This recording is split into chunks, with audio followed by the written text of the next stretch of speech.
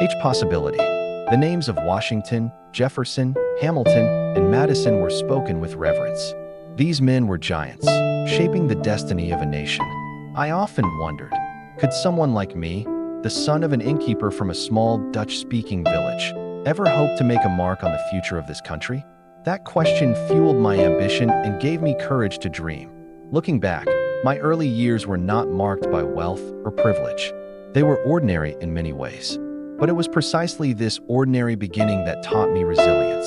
It forced me to rely on my own resourcefulness, my wits, and my determination. Little by little, I realized that my life would be bound to politics, that I would dedicate myself to serving, leading, and, at times, fighting for what I believed was right. Today, as I recount my story to you, I want you to see not just the life of a president, but the journey of an ordinary man who rose to extraordinary heights.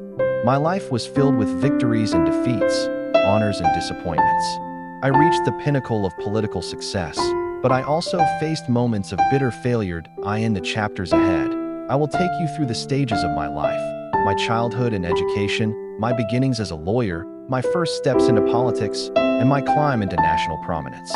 You will hear of my years as president, the challenges I faced in office, and the legacy I left behind. You will also hear of my later years, when I had the chance to reflect on all that had passed. So now, let us begin at the beginning. Let us return to that small village of Kinderhook, where a boy with big dreams first began his journey toward the world stage.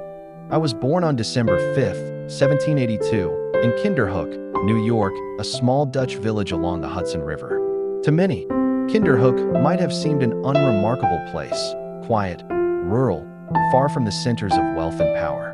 But to me, it was the world that shaped my earliest years, the soil where the roots of my character grew deep. My parents were of Dutch descent, as were most of our neighbors. The rhythms of our lives were tied to Dutch customs, the Dutch Reformed Church, and the Dutch language. In fact, Dutch was the first language I spoke. It was the language of my home, my school, and my village. English, though the language of our new nation, came to me only later, and I learned it with effort and persistence. This made me different from most Americans, and later in life, when I entered politics, it became a mark that set me apart. Some saw it as a limitation, but I came to embrace it as a strength, a reminder that America was not just built by English colonists, but by immigrants from many lands. My father, Abraham Van Buren, was an innkeeper and farmer. He was not wealthy, but he was respected in our community. His inn was a gathering place for villagers and travelers alike. I remember the smell of wood smoke in the winter, the creaking of boots on the wooden floors, and the hum of voices rising in animated discussion. Men would argue about taxes, trade, or the decisions being made in Albany or Philadelphia. Some spoke of the revolution and the sacrifices they had made. Others debated the future of this fragile union of states. For a young boy like me, those conversations were a kind of education. I would sit in the corner, listening intently. I could not always grasp the full meaning of the debates, but I understood their energy, their importance. I learned early that words have power, the power to persuade, to inspire, to divide, and to unite. That tavern, more than any classroom, was my first school of politics. My mother, Maria, was the steady foundation of our family. She was patient, industrious, and devout. She taught me values that no book could ever convey: the importance of honesty, the dignity of hard work, and the strength to endure hardship with grace. We were not a wealthy family, and life in Kinderhook could be difficult, especially in the long winters when food was scarce and labor was hard. But my mother never allowed despair to take hold. She reminded us daily that faith, patience, and determination could overcome even the greatest obstacles. I remember the simplicity of life in Kinderhook. We rose early with the sun, our days governed by the cycles of farming and community life. There were chores to be done, lessons to attend, and responsibilities to shoulder. Yet within that simplicity, there was richness, a sense of belonging, a rhythm of life that tied us to the land and to each other. The church bells rang on Sundays, and the village gathered for worship. Festivals and traditions, carried over from our Dutch heritage, gave color to our lives. My formal education was limited compared to that of the wealthy. I attended the local village school, where instruction was basic and books were few. Yet I was eager to learn. I absorbed every lesson in reading, writing, and arithmetic. More importantly, I began to practice the art of reasoning and debate. I discovered I had a sharp tongue and a quick mind, and I delighted in the chance to argue a point. Teachers and neighbors alike noticed this, and some predicted I might one day become a lawyer. As I grew older, I took on more responsibilities at the inn. I helped serve travelers, cared for the horses, and sometimes even listened to disputes between guests. Watching my father manage his inn with fairness and calm taught me lessons about leadership and judgment. A man's reputation, I learned, was his most valuable possession. If you were honest, people trusted you. If you broke your word, trust was lost forever. This principle became the foundation of my political philosophy, that a leader must earn the trust of the people through integrity. Though my childhood was modest, my imagination reached beyond Kinderhook. News of the wider world filtered into our village. I heard stories of General Washington, of Jefferson and Hamilton, of the debates that shaped our Constitution. These men seemed larger than life, figures of almost mythic stature. Yet I could not help but wonder, why not me? Why could not a boy from Kinderhook, the son of an innkeeper, one day rise to such heights? This thought stayed with me like a spark in my heart, fueling my ambition that I will not pretend that I was without flaws as a boy. I was ambitious, sometimes too much so. I dreamed of making a name for myself, of stepping beyond the boundaries of our little village. Yet that ambition gave me drive. It made me push harder, study longer, and look beyond what seemed possible. By the time I was a teenager, it was clear to me that I would not spend my life farming or keeping an inn. My talents were elsewhere, in argument, in persuasion, in understanding the law. I longed to become a lawyer. To me, the law was not just a profession. It was a way to give order to society, to resolve disputes, and to protect liberty. In law, I saw both opportunity and purpose. Kinderhook gave me a foundation, discipline, community, values, but I knew I would have to leave it to achieve my destiny. My first steps beyond the village were uncertain, but they marked the beginning of a journey that would take me into the halls of government, across the turbulent currents of politics, and eventually into the presidency itself. Looking back, I realize how much my early years shaped me. The Dutch heritage I carried, the lessons of honesty and resilience from my parents, the debates overheard in my father's tavern, all of these were threads woven into the fabric of my character. They gave me the strength to endure hardship, the skill to navigate politics, and the conviction to believe that a man of humble birth could rise to serve his nation. Thus, from the quiet fields and modest taverns of Kinderhook began the journey of my life. As I grew into my teenage years, it became clear to me, and to those around me, that my future would not be in farming or in running my father's inn. My talents lay elsewhere. I had a sharp mind for argument, a love of words, and a determination to rise beyond the boundaries of Kinderhook. I dreamed of becoming a lawyer, for in the law I saw both opportunity and a path to influence. In those days, there were few formal schools for legal education. Young men with ambition sought apprenticeships under established lawyers. So, at the age of 14, I began studying law in the office of Francis Sylvester, a respected attorney in Kinderhook. It was not an easy path. Apprenticeship meant long hours copying documents, reading dense legal texts, and learning the procedures of the courts. But I was eager, and I quickly gained a reputation for diligence and skill that I remember vividly the first time I was allowed to observe a trial. The courtroom was modest, the arguments simple by today's standards, but to me it felt like the center of the world. I watched as lawyers presented their cases, as judges weighed evidence, and as juries reached decisions. I saw how justice was not just about laws written on paper, but about persuasion, about character, about the ability to move people with reason and conviction. From that moment, I knew I was on the right path. My progress in Kinderhook brought me confidence, but it also stirred my ambition further. I knew that if I wished to advance, I would need to broaden my horizons. At the age of 20, I moved to New York City to complete my legal training. There, I entered the office of William Peter Van Ness, a man of great energy and a close ally of Aaron Burr. This was my first real exposure to the broader world of American politics, and it left a deep impression on me. New York City was unlike Kinderhook in every way. It was bustling, diverse, and full of ambition. In the offices of Van Ness, I encountered men who spoke not just of local disputes, but of national issues, tariffs, banking, the Constitution itself. I learned that the law was inseparable from politics, and that the courtroom and the political arena were bound together in shaping the destiny of our young nation. It was during this time that I first became acquainted, even if indirectly, with the political struggles between two giants, Alexander Hamilton and Aaron Burr. Van Ness, my mentor, was fiercely loyal to Burr. Their faction, known as the Burrites, opposed Hamilton and his Federalist allies. I was young, still learning, but I could sense the intensity of their rivalry. When Burr later fought Hamilton in that fateful duel in 1804, I was struck by how personal and perilous politics could be.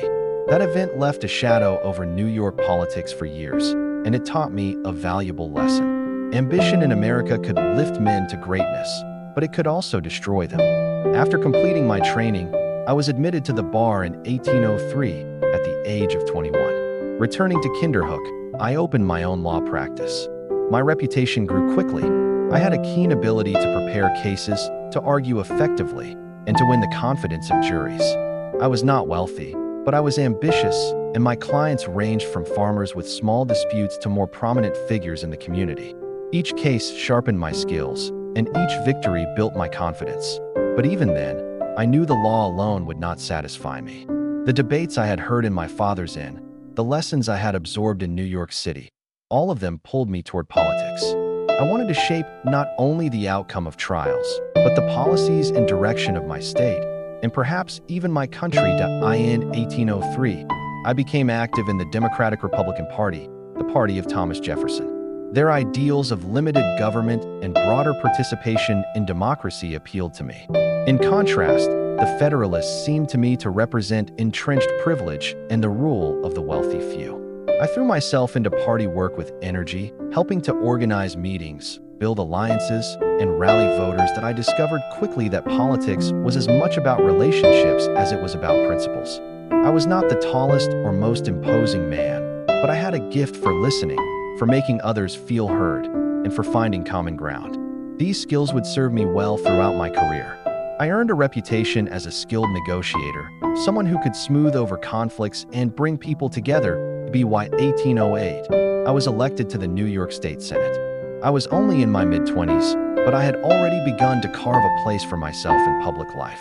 The state Senate introduced me to the art of legislation, drafting laws, debating policy, and building coalitions.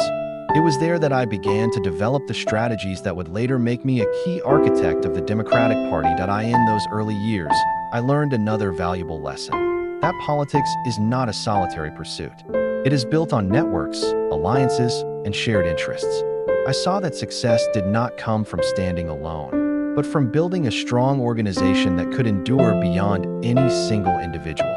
This insight would guide me as I rose further in politics, eventually earning me the nickname, the Little Magician, a reference to my skill in managing political machinery with precision and subtlety.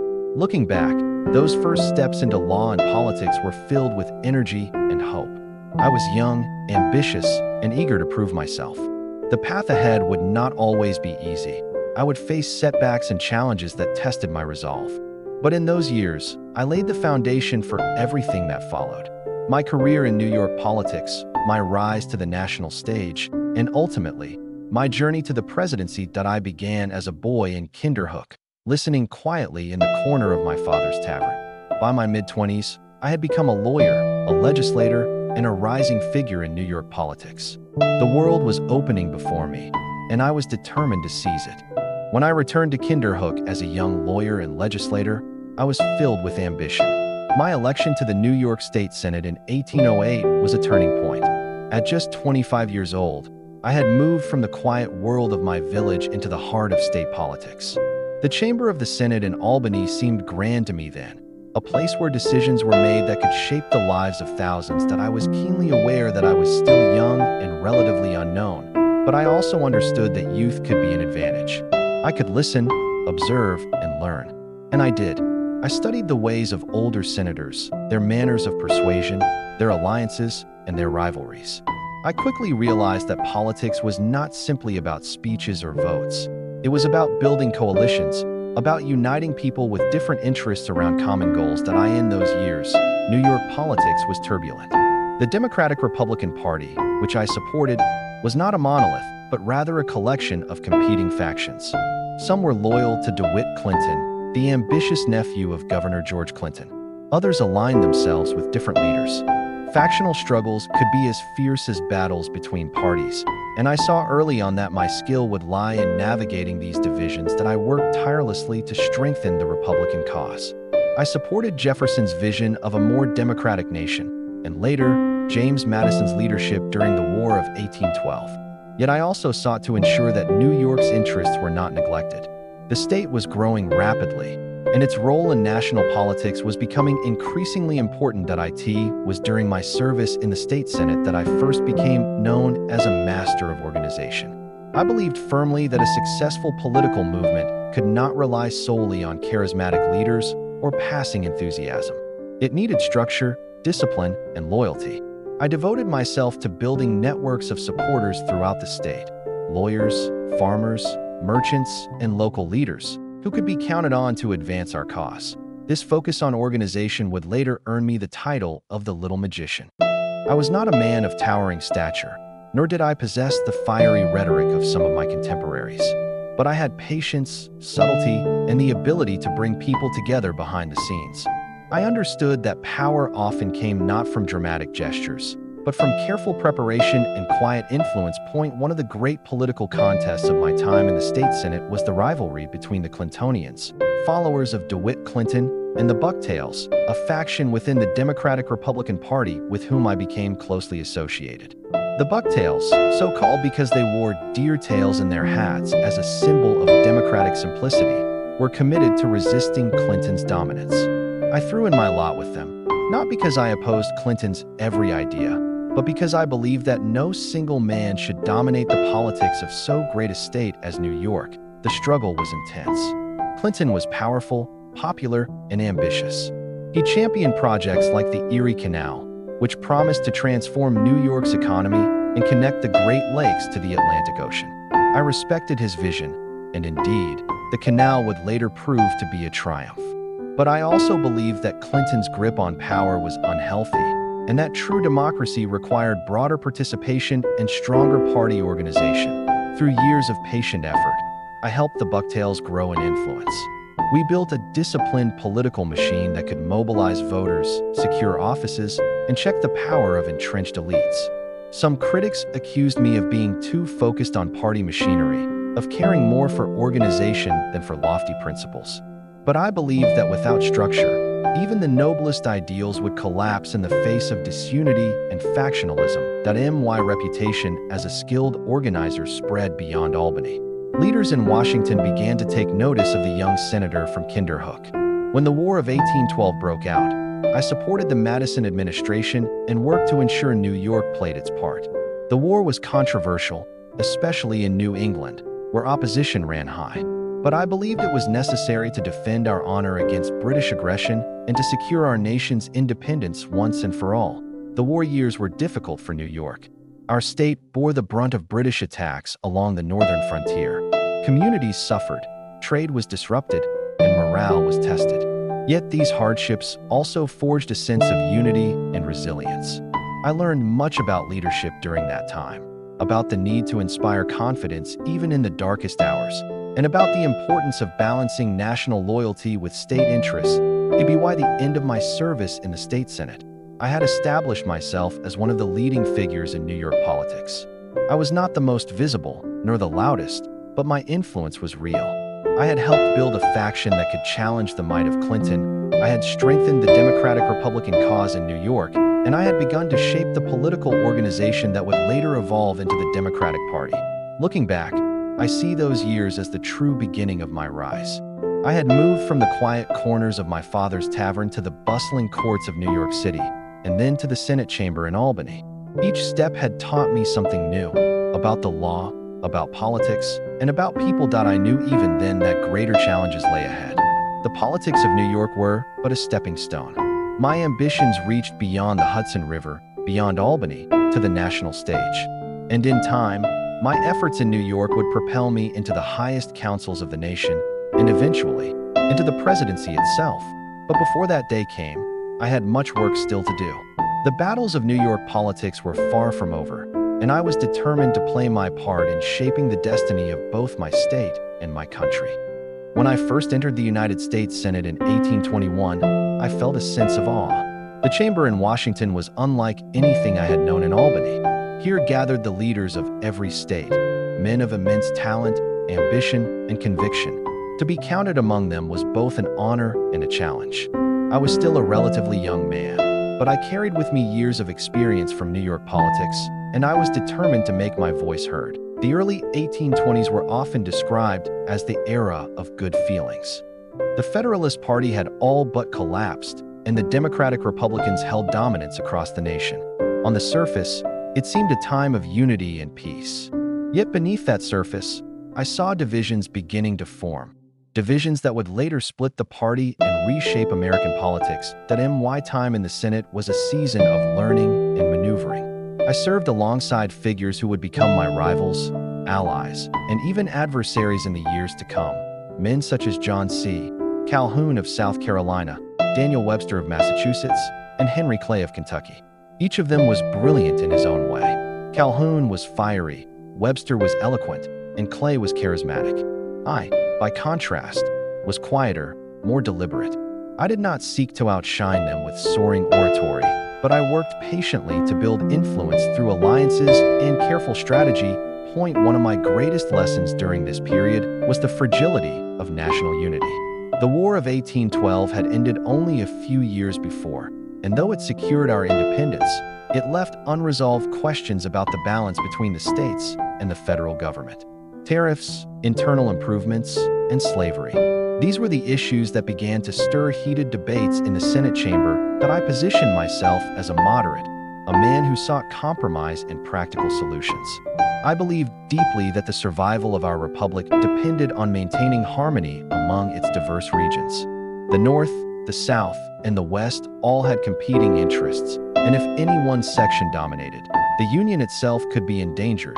During my Senate years, I became increasingly convinced that strong, disciplined political organization was essential at the national level, just as it had been in New York.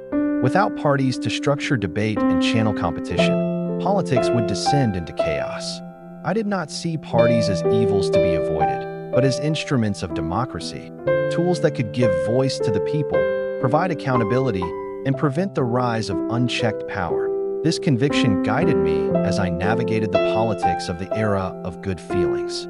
Many hoped that partisanship had ended, but I knew better. Factions still existed. They were simply waiting for form and leadership. I dedicated myself to helping give the Democratic-Republican Party that form, to shaping it into a more coherent and enduring force. One of the defining issues of my Senate career was the question of slavery in the territories, brought to the forefront by the Missouri Compromise of 1820. Though the compromise was settled just before my arrival, its effects still rippled through the chamber. I recognized the deep passions it stirred. The South defended slavery as essential to its way of life, while many in the North viewed it with increasing unease. I understood that this conflict could one day tear the Union apart, and I sought to tread carefully, preserving balance while upholding the Constitution. Another critical debate centered on internal improvements, whether the federal government should fund roads, canals, and infrastructure projects. My own state of New York had already embarked on the Erie Canal, a project of immense significance. It convinced me that such improvements were vital for economic growth. Yet I also believed that the federal government must act within constitutional limits. I often argued for restraint, preferring state-led initiatives to unchecked national spending. In those years, I also came to admire Andrew Jackson. He was a man of the people, a hero of the Battle of New Orleans, and a symbol of democracy's rising tide. Though we did not yet stand side by side in politics, I saw in him the qualities that could inspire ordinary Americans: courage, simplicity, and a distrust of entrenched elites.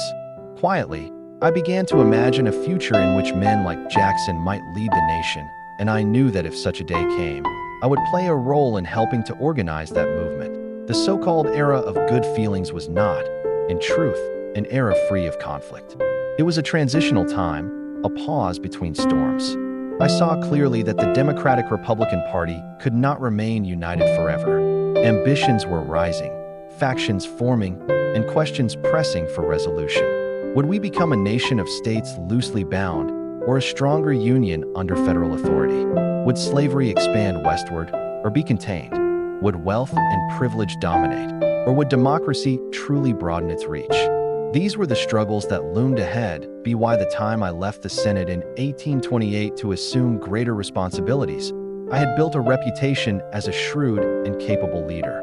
I was not the loudest voice in debate, but I was often the most effective in shaping outcomes behind the scenes.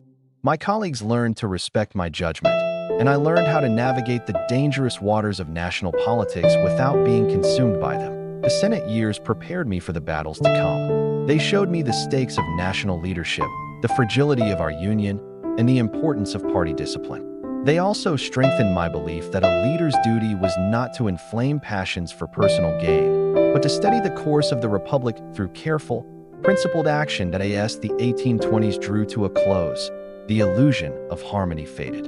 The presidential election of 1824 revealed the fractures within our politics. For candidates, all nominally Democratic Republicans, contested the presidency: Andrew Jackson, John Quincy Adams, William Crawford, and Henry Clay.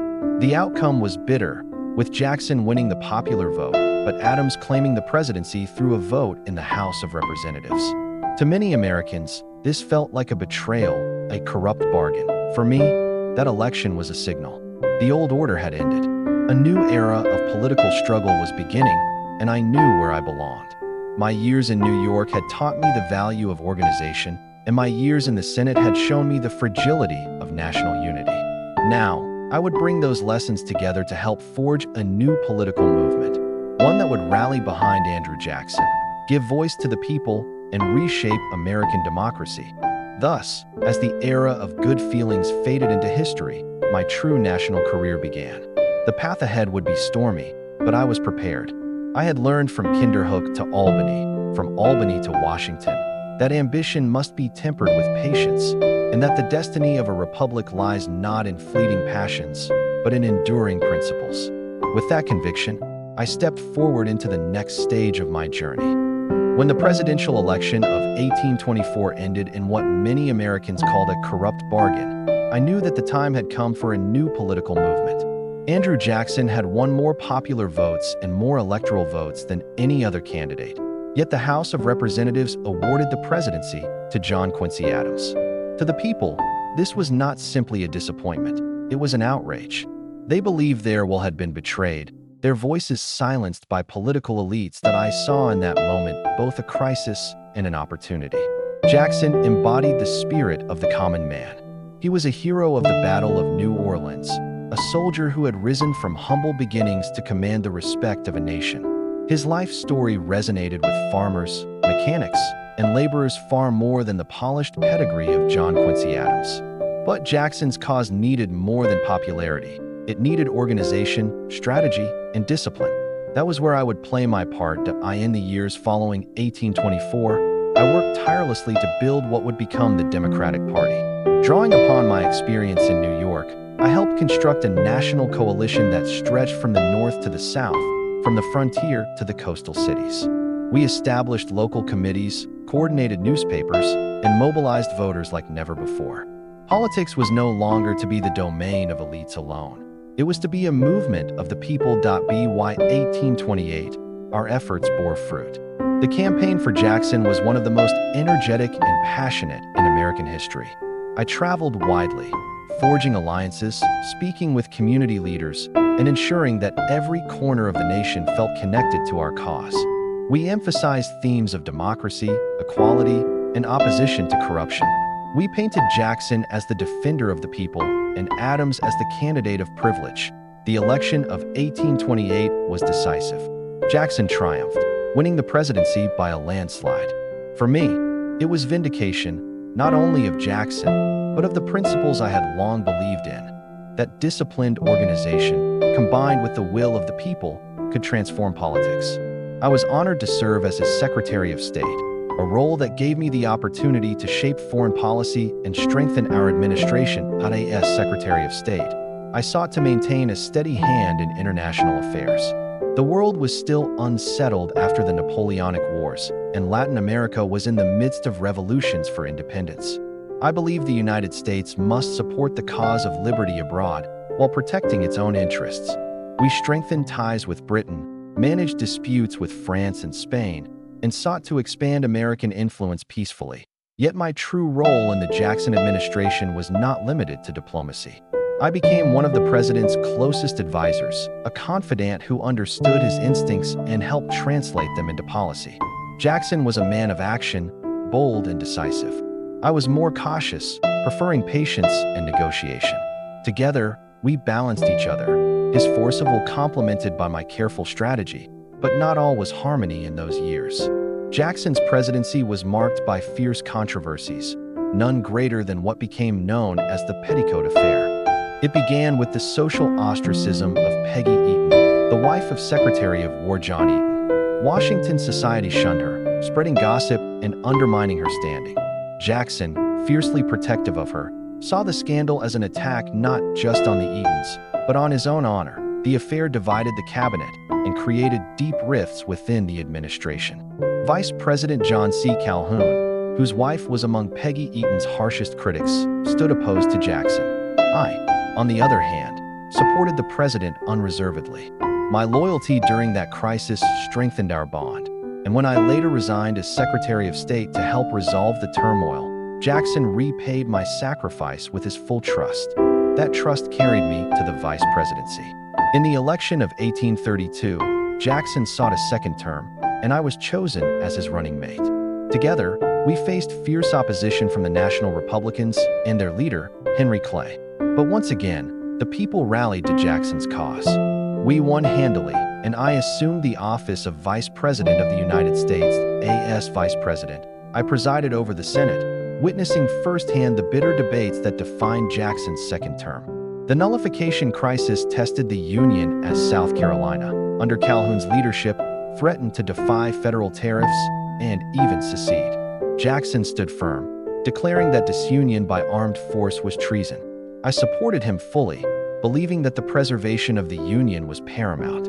At the same time, I recognized the need for compromise, and I quietly encouraged measures that would ease tensions without surrendering principle. During those years, I also observed the great struggle over the Bank of the United States. Jackson detested the bank, seeing it as a tool of the wealthy that threatened the liberties of ordinary citizens. I shared his distrust. To us, the bank represented privilege and monopoly, standing in stark contrast to the democratic spirit we championed. Jackson's veto of the bank's rec charter was a bold stroke, and though it earned him fierce enemies, it endeared him all the more to the people. My years as Secretary of State and Vice President were years of trial and triumph. I learned much from Jackson. His courage, his decisiveness, his refusal to bend before entrenched interests. Yet I also knew that his style of leadership was not mine. I was less inclined to confrontation, more inclined to negotiation. If I were to succeed him, I would need to adapt his democratic vision to my own temperament and philosophy. By the end of Jackson's presidency, I was his chosen successor.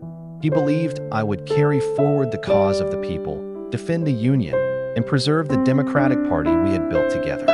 For me, it was the greatest honor of my career to be entrusted by so great a man with the future of the Republic, but I also knew the weight of that trust. The challenges awaiting me were immense.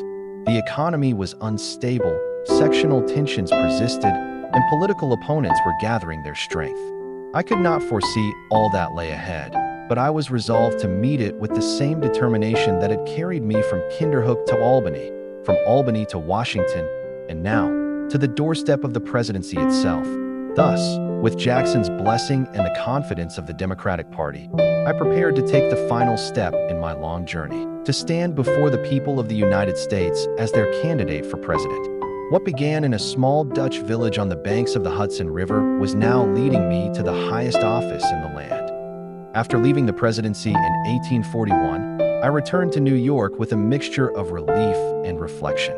Relief, because the burdens of leadership had been immense, and reflection, because I had spent my life in public service and now had the chance to consider its meaning and consequences. Though I was no longer in office, I remained deeply committed to the ideals I had long championed: democracy, the rule of law, and the preservation of the Union. That I continued to engage in politics, though in a less prominent role. In 1848, I made the unusual decision to run for president once more, this time as the candidate of the Free Soil Party, a new political movement opposed to the expansion of slavery into the Western territories. Though I did not win, this campaign reflected my enduring commitment to principle over popularity. I believe passionately that the nation must confront the moral and political challenges of slavery, and that leadership requires courage even when the path is uncertain. In the years following that campaign, I returned to Kinderhook, the village that had shaped my youth. Life there was quieter, filled with family, friends, and the routines of daily life. I enjoyed the simple pleasures of home, walking the fields, attending local events, and engaging with neighbors. Yet I also remained a keen observer of national affairs, offering counsel when sought and writing letters that reflected my thoughts on governance, finance, and democracy. That I often reflected on my early years and the lessons they had imparted. Kinderhook had taught me the value of community, integrity, and hard work. My experiences in New York politics had shown me the power of organization and coalition building. My time in Washington had revealed the weight of responsibility and the fragility of public confidence. Each stage of my life had contributed to the man I had become, a man committed to service, principle, and the belief that democracy, though imperfect, was worth preserving. One of my enduring concerns in these later years was the preservation of the Union. The debates over states' rights, slavery, and sectional interests were growing ever more intense. I observed with worry the increasing polarization between North and South, aware that the decisions made by my generation could shape the fate of the nation for decades to come. I sought to counsel moderation, compromise, and adherence to constitutional principles, believing that only through careful statesmanship could the Union endure. As I aged, I also considered my place in history. I knew that my presidency had faced unique challenges and that my policies, though sometimes criticized, had been guided by conviction. I had encountered opposition, economic turmoil, and political rivalry, yet I had remained steadfast. I hoped that historians and citizens alike would recognize the value of steady leadership, integrity, and dedication to principle over fleeting popularity. Family and personal life became increasingly important in these years. I cherished time with my children, sharing stories of my youth, my career, and the lessons I had learned along the way. I sought to instill in them the values that had guided me: honesty, diligence, and commitment to public service. I also spent time reading, reflecting, and writing, finding satisfaction in intellectual pursuits and quiet contemplation. In the final decades of my life, I witnessed the growth and transformation of the United States. New states were admitted to the Union, railroads expanded across the continent, and debates over slavery intensified. I observed these changes with a mixture of pride and concern. Pride in the resilience and progress of the nation I had served, concern for the challenges that lay ahead. I knew that history would judge leaders not only by their victories, but by their adherence to principle and their efforts to navigate the nation through turbulent times. That I passed away on July 24, 1862, in Kinderhook, leaving behind a legacy intertwined with the growth of the Democratic Party, the Jacksonian era, and the evolution of American democracy.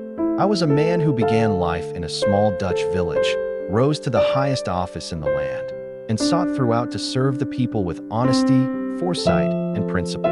Looking back on my life, I am reminded that leadership is never easy. It demands resilience, patience, and the courage to act according to one's convictions, even when unpopular.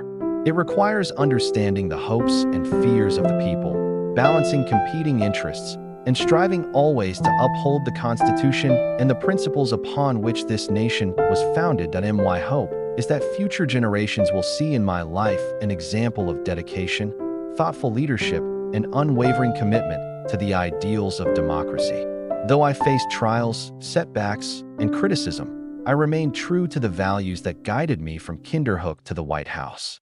And perhaps, in that journey, there is a lesson for all who seek to serve their country, that steadfastness, principle, and integrity endure far beyond the fleeting triumphs and defeats of any single election.